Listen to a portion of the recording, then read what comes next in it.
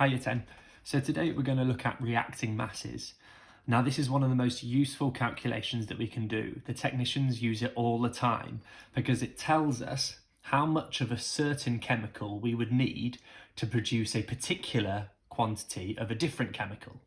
A real life similar example might be looking at how much flour you would need to bake a certain amount of cakes. We're going to use this question as an example. You've got 320 grams of iron oxide. How much iron will that make?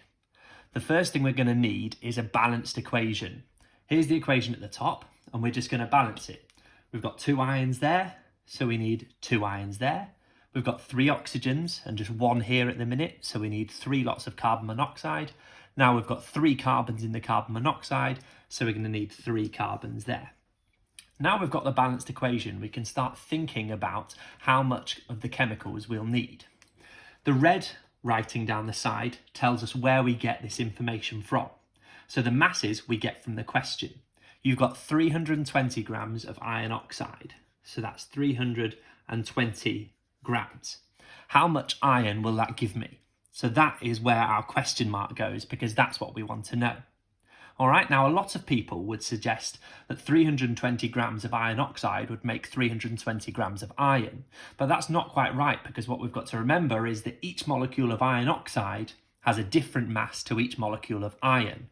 And second to that, if we look at the balanced equation, 1 molecule of iron oxide will make 2 molecules of iron. So we've got to take into account that as well when doing this calculation.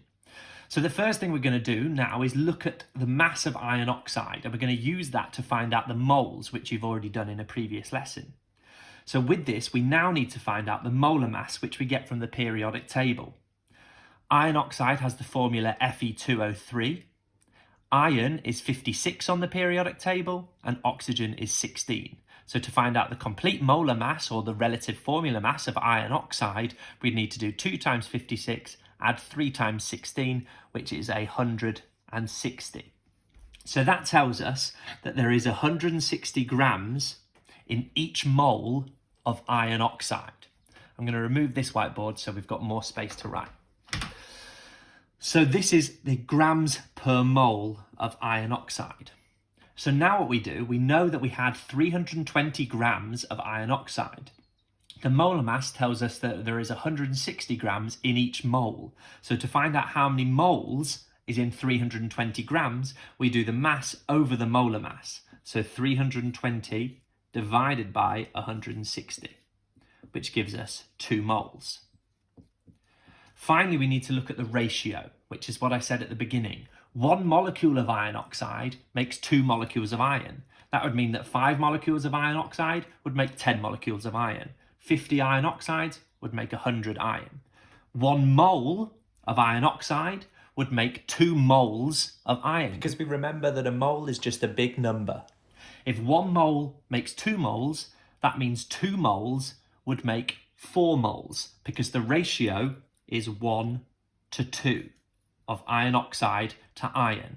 So if it's 1 to 2, it's therefore 2 to 4 moles of iron. So we now have the moles of iron that 320 grams of iron oxide would make. We've gone down this way and we're going back up this way. So 320 divided by the molar mass of iron oxide is 160, gives us 2 moles. The ratio 1 to 2 means that 2 moles of iron oxide would make 4 moles of iron. Now we need to think about what the molar mass of iron is. Well, we know that that's just the number on the periodic table because it's just Fe, so it's the same as the relative atomic mass, or the mass number of iron, which is 56 grams per mole.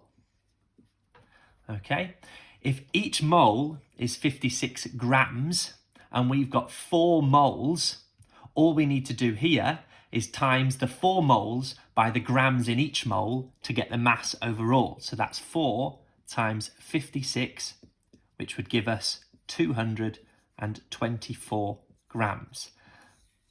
And that there is our answer. So we've gone down this way and back up this way, and those steps you will follow each and every time.